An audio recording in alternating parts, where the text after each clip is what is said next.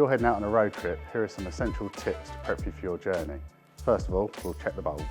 Apply the handbrake, pop the lights on one at a time, your headlights, then your fog lights and so on. And if possible, get someone to stay outside the car and check with you. Otherwise, get out and do a lap yourself. To check the high beam, park somewhere dark, like in a garage, and stay inside the car so you don't dazzle yourself or others. If any lights aren't working or they're dimmer than they should be, you'll need to get yourself booked in. Next, you're going to want to check your fluids, your oil, your antifreeze and your screen wash. You're going to need some gloves, goggles, funnel and a rag to clean up any spills you might make.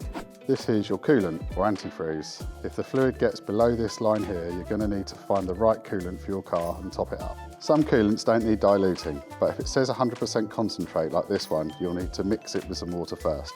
50-50 is standard, but check your vehicle manual for specific guidance.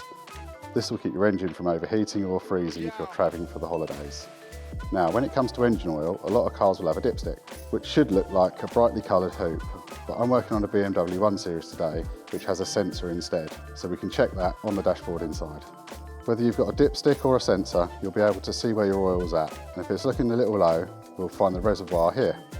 Only use oil that's compatible with your car. The wrong oil will damage your engine. Lastly, screen wash. This is the part you're most likely already familiar with. The reservoir cap will always have this little icon on it, so it's nice and easy to find.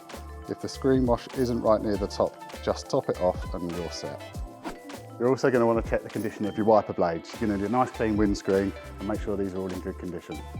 You also want to be checking your tyre pressures and your tread depths. You want something like this, which is a tread depth gauge, just check it in the middle of the tyre to make sure you've got at least 1.6 mil, which is the legal limit.